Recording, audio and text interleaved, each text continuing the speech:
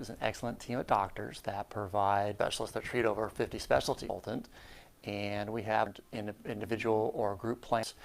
And today we'll be discussing what is Medicare, signing up for Medicare, the two main plan choices for Medicare, the Medicare supplements also known as Medigap, the Medicare Part D prescription drug coverage, extra help, and enrollment timeframes. So today, initially, what is Medicare? And Medicare, also called original Medicare, is health insurance for persons that are age 65 or older, or any of those that are under age 65 and have received disability benefits for 24 months, or any age persons that have end-stage renal disease or Lou Gehrig's disease.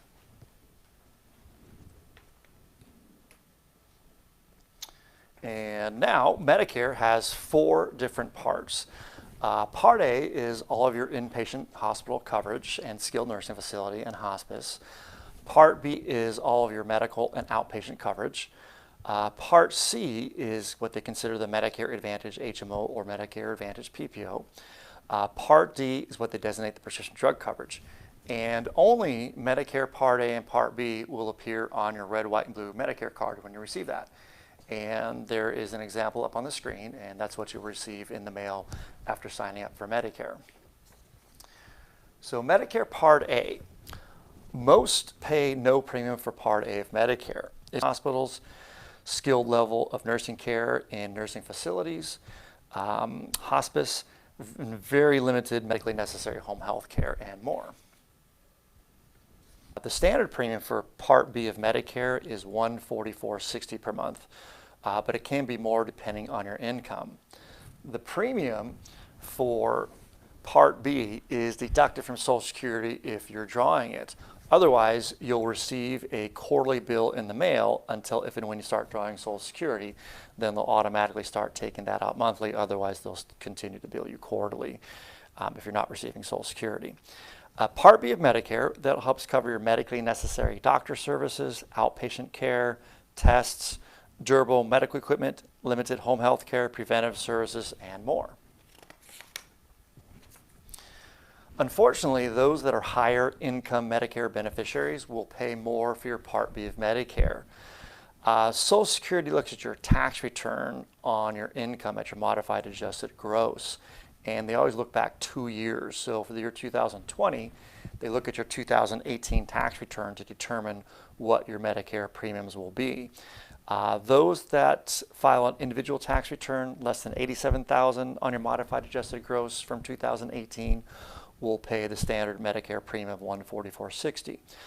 Those that file a joint tax return and the income was less than $174 for 2018, you'll pay the standard Medicare premiums as well.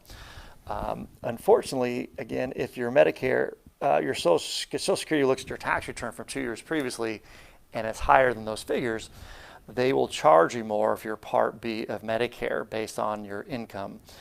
And if they do determine that you have to pay more, it's called an income-related monthly adjustment amount, or IRMA, which is the acronym. And the different amounts that you could pay based on your tax returns are on the screen, and they can go as high as what you see on this screen here. And then Social Security, they audit it every year, so your Medicare premiums can go up or down based upon your filings. So in the year 2021, they'll look at your 19 tax return and so forth. Obviously, if you're working and you stop working and you go on Medicare and your income has gone dramatically down, or you had an anomaly, bump in your income, you sold a property or cashed in some annuities, and your income has dramatically changed from 2 years previously, you can actually appeal to Social Security, and they may lower your Medicare premiums based on your current income situation. Otherwise, they'll audit it every year. If you think you can get them to reduce your premium based on your current situation, give Social Security a call, and the number's up on your screen here. So, signing up for Medicare. Medicare usually starts on the first day of the month you turn age 65, unless your birthday falls on the 1st and they actually backdate it a month. If you're receiving Social Security or railroad retirement benefits, you'll automatically get your Medicare card in the mail 3 months before your 65th birthday or the 25th month of disability benefits. If you're in the situations and you don't receive your Medicare card, give Social Security a call, and the number is again up on your screen, and they are currently open from Monday through Friday, 8 to 5:30, and they're one of the better government agencies to deal with. They're very knowledgeable, usually very friendly and very helpful. And I don't think the offices are open yet to walk into, but if you do need to call them, they are very helpful.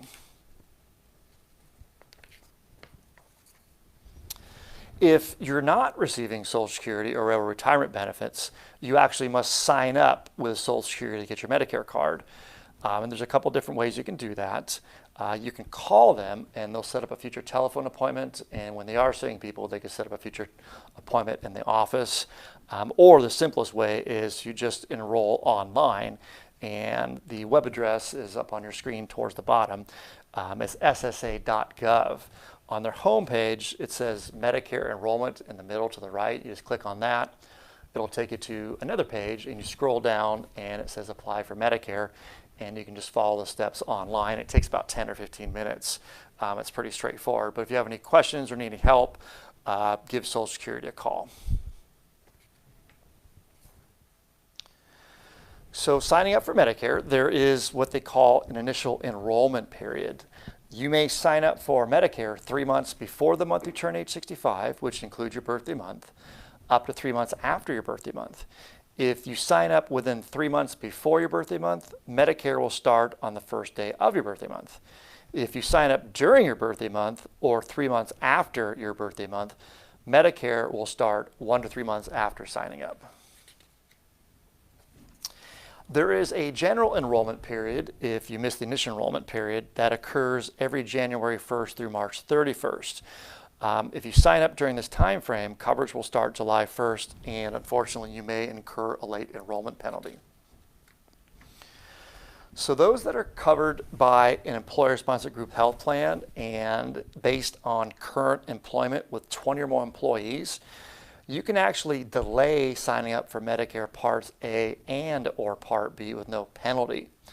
However, when employment or group coverage ends, whichever happens first, you have 8 months to sign up for Medicare Parts A and Part B with no penalty. So if you're working, you're covered under the employee-sponsored group health coverage, there's more than 20 employees, you can delay signing up for Medicare Parts A and Part B with no penalty. But again, when employment ends or group coverage ends, then you have 8 months to sign up for Medicare Parts A and Part B with no penalty. And always check with your group plan or benefits advisor, human resource, to see how Medicare coordinates with your group coverage. Again, those that are covered by employer-sponsored group health coverage, and people sign up for Part A only because there's no premium for it, and delay Part B of Medicare. Again, you may delay enrolling into Medicare Part B with no penalty if group health plan coverage is based on current employment and has 20 or more employees. So typically the rule of thumb is if there is more than 20 employees covered in the group insurance and you become Medicare eligible, you can delay signing up for Parts A and or Part B with no penalty. If there's less than 20 employees and you become Medicare eligible, usually Medicare becomes primary at that point, and you're going to want to enroll into Parts A and Parts B. But again, always check with your human resource or benefit advisor to see how Medicare coordinates with your group insurance. So those that are covered by employer-sponsored group health coverage and in the future want to enroll into Medicare Part B, and you have Part A only currently, there will be 2 forms that need to be completed. One you fill out, one you and your previous employer or current employer fills out, and they enroll you into Part B once you submit the forms to Social Security. So again, if you have Medicare Part A only, and when such time is necessary, you want to enroll into Part B of Medicare, there are 2 forms that need to be filled out. One you fill out, one you and your employer fill out, and you submit those to Social Security and they enroll into Part B. We have those forms in our office. We'll be glad to email them to you or give them to you. and you can also get those forms online. If you have a health savings account and its group health coverage is based on current employment, this is one situation you may not want to enroll into Part A and or Part B. If you're covered under group health coverage and you have health savings account contribution and you're eligible for Medicare and there's more than 20 employees, you may want to delay enrolling into Part A and to Part B until your employment ends or the group insurance ends. Because if you have a health savings account contribution by your employer, signing up for Medicare Part A can have an effect on that. So always check with your benefits advisor and human resource. So those that are covered by COBRA, this is kind of a tricky one. COBRA is a continuation of your group insurance once employment has ended. And even though COBRA can run a term of 18 months, sometimes up to 36 months at special occasions, if you become eligible for Medicare, you're going to want to enroll into Medicare within 8 months of Medicare being eligible. Otherwise, you'll face a penalty because COBRA is a continuation of group insurance, and enroll into Medicare within 8 months, even if you stay with COBRA for the full term, because they will penalize you later on, unfortunately. And COBRA can be very expensive, so it's always a good idea to review what the premiums are for COBRA and the coverage versus an individual Medicare plan if you're eligible. But again, if you're going to stay on the COBRA, make sure you enroll into Medicare if you become eligible within 8 months so you don't get penalized. So now we're going to talk about the two main plan choices for your Medicare coverage. One is the Medicare Advantage plans, which are the Medicare Advantage or Medicare Advantage HMO or PPO. With the Medicare Advantage plans here in Orange County, most of the plans, there's a zero premium and a few have very low premium. The PPO include the Part D drug coverage, so you don't need a separate policy. The other type of plan choices we'll be discussing today are the Medicare supplements or Medigap plans, which you do pay monthly premium for, and the Part D drug coverage is not. You must be enrolled in Medicare Parts A and Part B. So we're going to be discussing the Medicare Advantage plans first, which again can be in an HMO or Medicare Advantage PPO. They are also known as Medicare Part C. Medicare Advantage plans combine Medicare Parts A and Part B and Medicare Part D drug coverage into one plan. Most plans include extra coverage like vision and hearing, and dental is, and oftentimes now in the HMO plans, the dental is embedded in the benefits. Some have comprehensive, some have basic dental, and then usually they have optional dental plans that you can purchase that will lower your copays or offer the comprehensive dental coverage. Each Medicare Advantage plan has different costs, co-payments, co-insurance, and out-of-pocket yearly maximums that you pay before they cover your 100%, and the drug coverage in the benefits. Prior authorization is required for certain procedures, and plans provide worldwide coverage for emergency and urgent needed services. And the benefits for the Advantage plans can change each year. With the Medicare Advantage HMO plans, you must get your care from the plan's network providers and hospitals except for emergency or urgent care situations. With the Medicare Advantage HMOs, you actually select a hospital, a medical group, and a primary care physician from the plan's network providers in your service area. And referrals are required to see specialists. So with the Medicare Advantage HMOs, the insurance companies like the umbrellas, they provide the medical benefits. And then there's many, many different medical groups that contract with the Advantage plans. And depending on what medical group you choose your primary doctor from will dictate what doctors and hospitals you have access to. So to make sure you receive all your services through Hoag Hospital and through Hoag facilities and providers, one would choose their primary doctor from the Hoag Medical Group. And again, that way it would ensure you receive all your services through Hoag Hospital, Hoag facilities, and have access to the Hoag physicians. And again, so if you would like to make sure you receive all the services through Hoag, make sure you choose your primary doctor through the Hoag Medical Group. And for the Medicare Advantage HMOs, most, as I mentioned, have a zero premium here in Orange County, and there's a couple that have a very low premium. You always have Part A of Medicare and enrolled in Part B of Medicare and paying your Part B premiums. And with the Medicare Advantage plans, you'll have co-payments or co-insurance or often no co-payments depending what services are received from in-network or out-of-network providers. If you self-refer out of the network or don't go with your primary doctor in non-emergency or non-urgent care situations, unfortunately, you will pay the full cost for non-authorized services unless it's an emergency or urgent care. Then the Part D coverage is included in most of the Advantage plans here in Orange County. Medicare Advantage can be HMO or Medicare Advantage PPO. With the Medicare Advantage PPOs, you can use in-network plan providers or out-of-network providers that agree to accept the plan. Referrals are not required with the PPOs like the HMO plans. And you do pay a pretty sizable monthly plan premium for the PPO plan, and you will pay deductibles, co-payments, or co-insurance for authorized service received in-network, and usually higher out-of-pocket costs, higher co-payments, and so forth out-of-network. And the Part D drug coverage is included into the plan.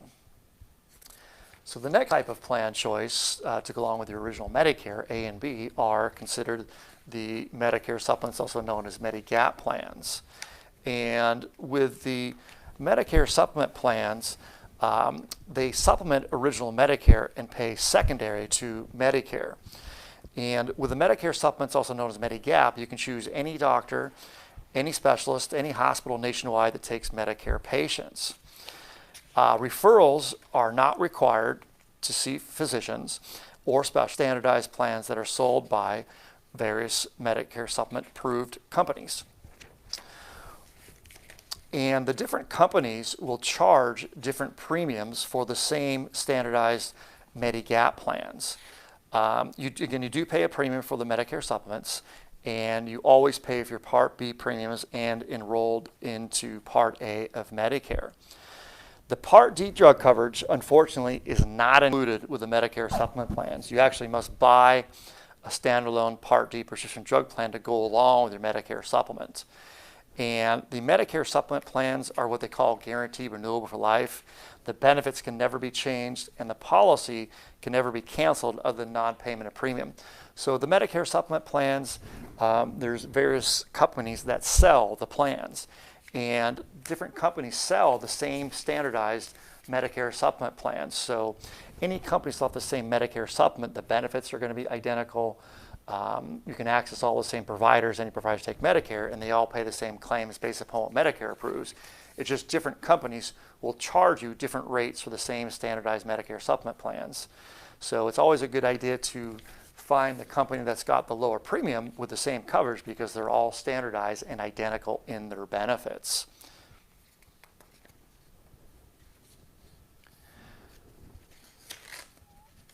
So now we're going to discuss to anyone that has Medicare Part A and or Part B. Medicare itself does not sell the drug plans. To get a Medicare Part D drug plan, you actually must enroll into a plan. There are two ways to get your Medicare Part D drug coverage. One is approved companies. With the individual Part D drug plans that go along with the supplement, this year there are 32 different plans you can choose from. And they all have the same coverage model, which we're going to go over, but they all have different premiums, different formularies that they base their prescriptions on, different co-payments, and how we make our recommendations for the individual drug plans is we can input your medications. And if someone's not taking medications, we just recommend the plan that's got the lower premium, so you have the drug coverage in case you need it and don't get penalized later on for enrolling late. And we can also see how the Medicare Advantage plans cover your particular medications as well. So the other way to get a Medicare Part D prescription drug coverage is to enroll in a Medicare Advantage HMO or PPO that has the Part D drug coverage. So the two ways you can get your Part D drug coverage is buy a standalone Part D drug plan. And the Part D drug plans, each Medicare Part D drug plan has a different list of drugs that it calls a formulary. The plans amounts that you can pay. So for example, a Tier 1 would be the least copay, which would be a preferred generic. Tier 2 can be classified as a generic medication. Tier 3 will be considered a preferred brand. Tier 4 will be considered a non-preferred medication. And Tier 5 and Tier 6 can be classified as a high-cost specialty injectable drug that most people don't fall under. And the drug plans have 4 different stages. Stage 1 can be classified as a yearly deductible. Some plans do not have a deductible. The drug deductible for Part D this year can be as high as $435. And you would pay the cost of the medications for brand drugs or higher. Most plans, the generic drugs don't apply to the deductible. But if you do have a deductible, you'd pay the full cost of the preferred brand, non-preferred brand, or high-cost injectable specialty drugs until you reach the deductible amount. If you have no deductible or the deductible has been met, then you go into the initial coverage stage, or which is where they have the formulary tiers of 1 through 6, where you're paying those specified co-payments for your medications until the full cost of your drugs this year exceed the initial coverage limit of $4,020. So if you're in stage 2, the initial coverage stage, you're paying those formulary tier co-payments until the full cost or retail cost of your drugs this year exceed $4,020. If you exceed that threshold this year, you go from the initial coverage stage to stage 3, which is the coverage gap, also known as the donut hole. And typically in the coverage gap or donut hole this year, you pay 25% of the cost of generic drugs or 25% of the cost of brand drugs until you reach the coverage gap limit of $50. Then you go into the next stage, also known as the catastrophic coverage stage. And in this stage, you'll pay $360 for generics, $895 for brand, or 5%, whichever is greater. And the drug company will send you monthly statements of where you're at in the different coverage stage. And they will also send you an annual notice of change in October, informing you if any changes to your particular drug plan for the upcoming year. So let me go back a slide because it is a little confusing on these different stages. So when you're in the initial coverage stage, you're paying particular co-payments or co-insurance for your medications depending on what formulary tier your drugs fall under. And once the total cost of the medications exceed $4,020, then you go into the coverage gap, also known as the donut hole. And when you're in the coverage gap or donut hole, what contributes towards that $6,350 and gets you in the catastrophic coverage stage? Fortunately, you're not paying the full $6,350. Any deductibles you've paid contribute towards that. Any co-payments you pay in the initial coverage stage contribute towards that. Any co-payments you pay in the coverage gap contribute towards that. And when you're in the coverage gap, for most brand medications, the other 75% you're not paying is contributed by the manufacturer towards that $6,350. So once the combination of what you pay in the various stages and the manufacturer pays in the coverage gap exceeds $6,350, then you go into the catastrophic coverage stage. And unfortunately, January 1st, it all resets and you start back at the beginning. And all the drug plans have this particular coverage model, but they will cover your current medications differently. So it's always good to do analysis or have someone like us do an analysis to see which drug plan will be the more cost-effective for you. Unfortunately, those that are higher income Medicare beneficiaries that pay more for your Part B of Medicare, you will also pay more for your Part D. And the different amounts you can pay for your Part D are up on the screen, and it can go as high as what you see here. And again, they audit it. Unfortunately, if you have a delay enrolling in Part D or have a break, when you enroll into Part D later on, a late enrollment penalty will be added to your Part D premium for life. It's not a big penalty, it's more of a nuisance than anything, and it's a good idea to enroll in the drug coverage you have it in case you need it and avoid the penalty. And the penalty is 1% of the national average base premium multiplied by the number of uncovered months. So the national average base premium is around $35. So let's say you go 24 months without having Part D drug coverage and no other credible coverage, and you go and enroll after that, 24% penalty of $35 will be tacked on to any premiums that you have for your Part D for life. And the penalty of the premium would be about $8.40 for 24 months. But it's not big, but it's just a good idea to enroll it. so you have the coverage in case you need it. There is a program called Extra Help, and this is a Medicare program that helps people with limited income and resources pay for Medicare drug costs, also called limited income subsidy. It can help pay for monthly plan premiums, deductibles, co-insurance, and co-payments. If you think you qualify for this, give Social Security a call and discuss your situation with them and see if you qualify for that particular extra help. So now we're going to be discussing the enrollment timeframes into the various plan choices. There is an initial election period, turning 65 or new to Medicare. There is a selection period that is based on different scenarios, such as leaving employer-sponsored group plans, permanent moves, 12-month trial basis. The 11th, and this is for Medicare Advantage and Part D drug plans only. And there is a relatively new one, the Medicare Advantage Open Enrollment, 65 or new to Medicare, and you're enrolling into a Medicare supplement, or as known as Medigap. You have guaranteed issue where they don't answer any health questions or have to go through any underwriting for 3 months before up to 6 months after your Medicare Part B effective date to enroll in a Medicare supplement. So if you enroll into Medicare 3 months before your effective date and your Part B is going into effect, you've got 3 months before your Part B goes into effect, up to 6 months after your Part B starts to enroll into a Medicare supplement plan with no health questions.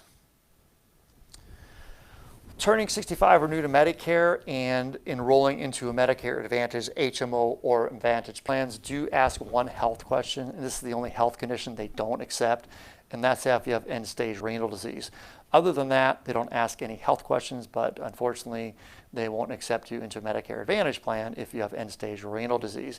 If you have a Medicare Advantage plan and you develop it, they'll treat the situation, the condition plan, and develop that condition. For enrolling into a Part D prescription drug plan, you may enroll 3 months before, up to 3 months after your Medicare Part A and or B effective date, whichever. So you must have Part A and be enrolled in Part B and paying your premiums.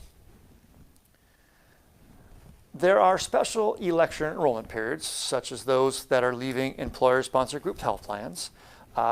If you're leaving employer-sponsored group health plan and you're eligible for Medicare, you have guaranteed issue where they don't answer any health questions for up to 63 days after your group insurance ends, or 6 months if you're new to Part B to enroll. So if you're leaving your group health coverage and for some reason you don't coordinate your insurance to start on the day after your plan terminates, you do have these windows to enroll without having to answer any health questions. For the Medicare Advantage plans, leaving employer-sponsored group health coverage, you have, instead of 63 days, you have 2 months to enroll into a Medicare Advantage HMO or PPO. And again, you must have Medicare Parts A and Part B to enroll into an Advantage plan or a Medicare supplement plan. For the Part D prescription drug plans, the individual drug plans, you have 2 months after your group plan ends to enroll, and you must have Part A and or Part B for the individual Part D drug plans. There are other special enrollment periods. There's a 12-month trial right for the Advantage plans. If you're turning 65 and new to Medicare, and you enroll into a Medicare Advantage plan initially, you'll have 12 months to try the Medicare Advantage plan out. If for any reason you're not happy with the Advantage plan, or you simply want to get a Medicare supplement for whatever reason, during the initial 12 months, you can terminate your Advantage plan anytime and enroll into a Medicare supplement and a Part D drug plan with no health questions. Sure, you're like, the premiums become cost prohibitive and the Advantage plans look attractive.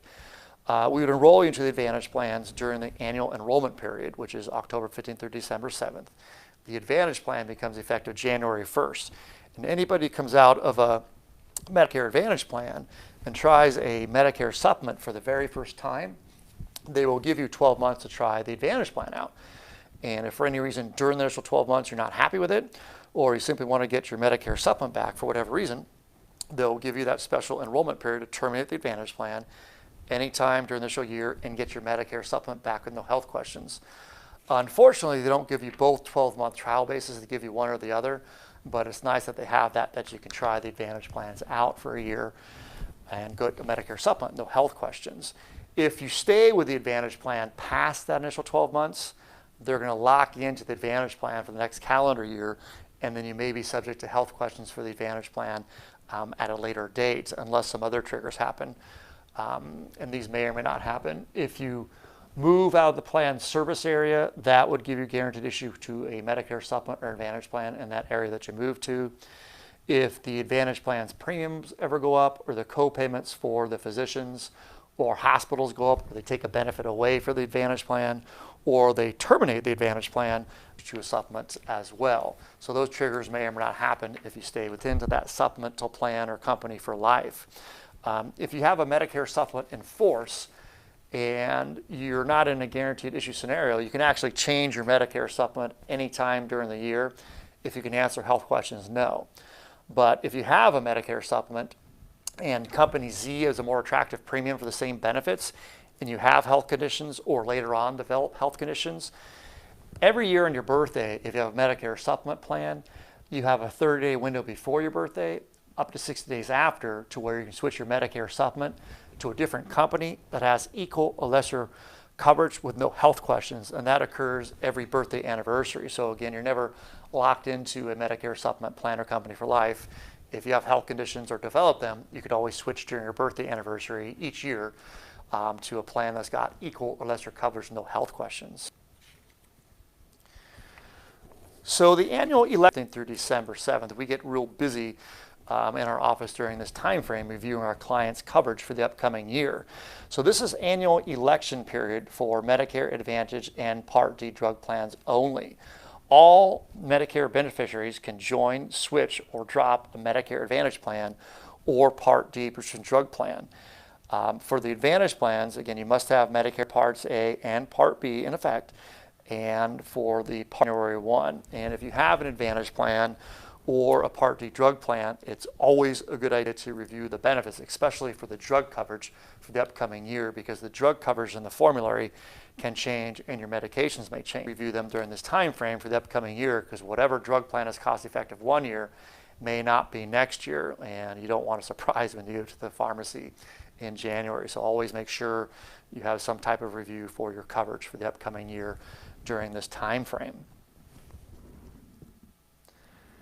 And this is a relatively new period. This is the Medicare Advantage open enrollment period, and this occurs every January 1st through March 31st. If you're enrolled in a Medicare Advantage plan, you can actually switch to an Advantage plan once during this time frame as well. So you can switch your Medicare Advantage plan during the annual election period, October 15th or December 7th. But if for some reason you didn't review your coverage, or you didn't review the coverage and you go to the pharmacy, say in January or February or March, and plan once during this time frame, it's not very widely known, this time frame. They don't advertise it and they can't target anybody. So you can also disenroll from a Medicare Advantage plan and return to original Medicare Parts A and Part B and enroll into a Medicare Advantage plan and apply for a Medicare supplement. And you may be subject to health questions for the Medicare supplement plan. So if you're going to use this time frame, the Medicare Advantage open enrollment period, to go back on original Medicare and apply for a Medicare supplement and get a drug plan, we highly recommend applying for the supplement first to make sure you get accepted. Because if you enroll into a drug plan, it's going to automatically cancel out your Advantage plan the following month. And we don't ever want to leave anybody without health insurance. So we would highly recommend applying, and we don't want anybody to be without coverage. If we're going to take some questions now, and if we don't answer your question or you have further questions in the future, you can always contact us at our office, and we'd be glad to go over information with you. Cost premium, even if your annual income exceeds the holds shown before? Yeah, I believe the question is, if you're enrolling into a Medicare Advantage plan, will you still have a zero monthly premium if you're higher Medicare income beneficiary and getting the IRMA premium increase? Yeah, the Medicare Advantage plans Most of them have a zero premium regardless of your income. A couple do have a monthly premium, but that's not determined by your income. It's just unfortunately your part amount as well. But the Advantage plans will have the same premium, and the supplements will have the same premium regardless of your income. Okay, next question is, what are the disadvantages of Advantage plans? Yeah, we'll kind of give it a two parts to this question. What are the advantages and disadvantages of the Advantage plans versus, say, a Medicare supplement plan? And we get this question quite a bit. The Advantage plans work very well. They have excellent benefits. They have excellent doctor choices. It's just you're more limited in how you can access the providers. You do have a particular to the medical group you choose your primary doctor from. So that's really the disadvantage. The advantage is just your access to providers is not as great as supplement are those that are used to self-referring. They want to retain that particular option, or they may have a lot of doctors or specialists that don't belong to a medical. The Advantage plans and the supplements both work very well. They're just a little bit different how you access the care. But the biggest advantage to the Advantages is most of them don't have a monthly premium for Medicare supplements plans. Okay, well, that's the end of the questions for between providers. On the questioning or how to tackle that particular question, but different providers will accept different types of insurance. Medicare, I'd say about 80% of providers accept Medicare. Not every provider that takes Medicare will take Advantage. Quite answer it as you were thinking. Please contact me from you in the future. Thanks a lot.